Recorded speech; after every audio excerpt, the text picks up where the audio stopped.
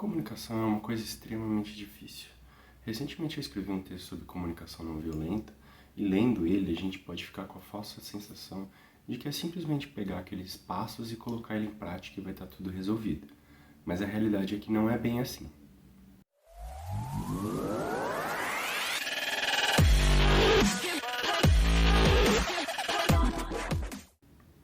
Bem-vindos e bem-vindas ao Maestria. Eu sou o Rogério e nesse canal a gente vai falar sobre como a gente pode deixar a sua carreira um pouco melhor, tanto do aspecto de habilidades comportamentais, que eu acredito que são essenciais para a nossa carreira deslanchar, quanto falar também de habilidades técnicas. O vídeo de hoje é sobre comunicação e ele vai fazer parte de uma série que eu quero construir fazendo um paralelo entre comunicação no nosso dia a dia e sistemas distribuídos, que são duas coisas que a gente sabe que são muito complexas. O quê? Não, eu não vou pedir para eles curtirem, darem um subscribe e ativarem o sininho. É 2020, todo mundo sabe como o YouTube funciona. O quê? Não, mas todo mundo faz? Mas a minha mãe sempre me disse que eu não sou todo mundo. Assim como nos sistemas distribuídos, a comunicação é uma coisa que só tem um jeito de nunca dar problema. É não fazendo. É a primeira regra dos sistemas distribuídos. Se você não precisa fazer sistemas distribuídos, não faça. A comunicação também pode seguir essa regra muito bem. Se você não precisa se comunicar, não se comunique. O problema disso é que, assim como os sistemas distribuídos, a gente sabe que tem momentos que não é uma opção a gente não se comunicar, seja pelo trabalho que a gente está fazendo, seja pela tarefa que a gente está executando, seja pela pessoa que a gente é.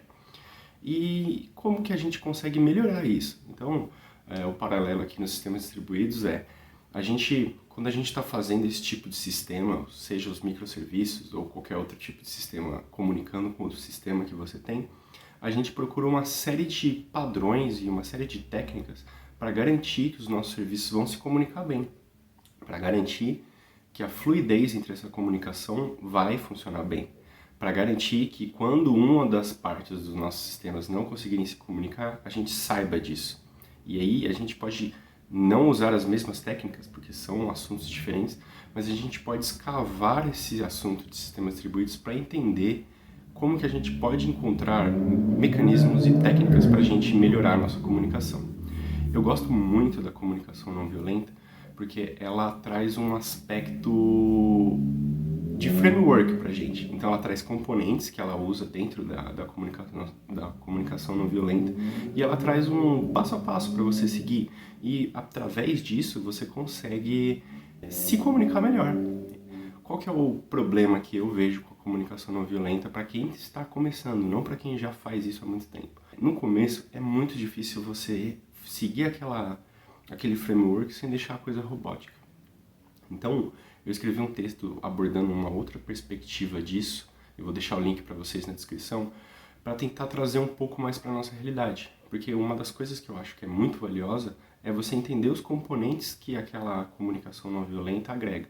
Então, você entender que você precisa de trabalhar com fatos na sua comunicação, você entender que você precisa lidar com sentimentos, os seus e o do outro, você entender que a necessidade está presente naquele diálogo, então se você está falando com alguém, essa pessoa provavelmente necessita de alguma coisa, ou ao contrário, você tem essa necessidade, e você entender que no final você precisa ser claro ao fazer um pedido, tanto como interlocutor ou como receptor. Às vezes você vai receber um pedido e aquele pedido não está tão claro para você. Se você entende que em algum momento vai haver um pedido, você consegue destrinchar isso.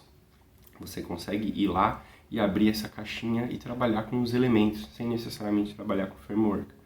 Não, eu vou te dizer, não é fácil. Eu já faço isso há 3, 4 anos estudando comunicação não violenta e é difícil você aplicar na sua vida, é difícil você aplicar no seu dia a dia, é difícil porque a gente não entende num primeiro momento que a comunicação não é só sobre a gente. A comunicação ela é sobre a gente e o outro.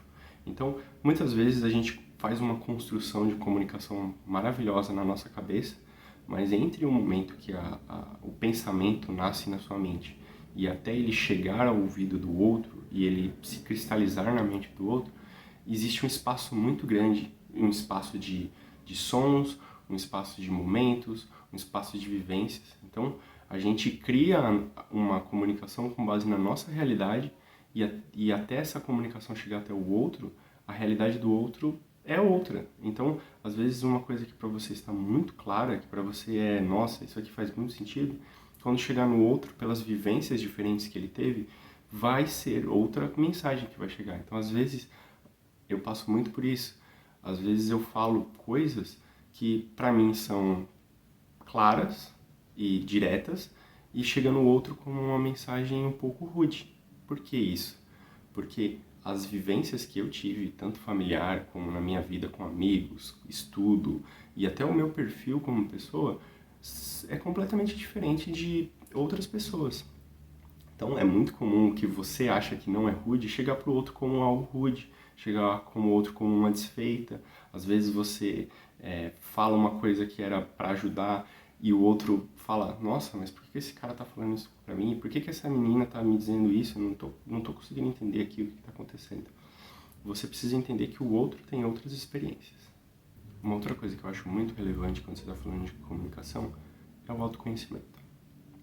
Vou deixar para vocês aqui o vídeo que eu fiz semana passada de uma reflexão sobre observabilidade emocional, que é para você entender que os seus sentimentos, e a CNV aborda isso muito bem, eles estão envolvidos ali quando você está se comunicando. Então eles podem mudar a forma como as palavras que você vai usar ou as coisas que você vai dizer são expressas. E quando você exerce esse autoconhecimento como indivíduo, ou até às vezes como a pessoa com que você está falando, as coisas ficam muito melhores, muito mais fáceis de lidar. E aí o paralelo aqui com sistemas que você pode fazer é, quando você conhece o sistema que você está trabalhando, tanto a arquitetura do sistema que você está mexendo, quanto às vezes a maneira como o sistema funciona internamente, porque você já trabalhou naquele sistema, você fazer uma integração com aquele sistema é muito mais fácil. Porque você sabe que quando você der um input A resposta vai ser B. Você sabe como aquele sistema vai se comportar quando você começar a pressionar ele com uma carga muito maior. Você sabe que para aquele sistema responder de uma maneira Y, você precisa modificar a sua entrada. Percebe como esse paralelo ajuda a gente a entender que quando a gente passa a conhecer melhor com quem a gente está falando e conhecer a nós mesmos como pessoa, como indivíduo melhor, a gente consegue ter mais ferramentas para trabalhar essa maneira como a gente se comunica. Legal?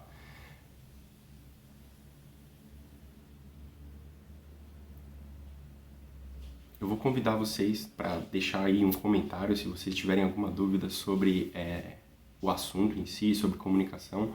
Eu vou tentar trazer outros vídeos destrinchando um pouco mais esse assunto. O vídeo de hoje é muito mais uma introdução para a gente começar a alinhar sobre o que a gente vai falar, para a gente entender o que vai ser essa série de sistemas distribuídos de comunicação e a gente começar a evoluir esse papo sobre comunicação.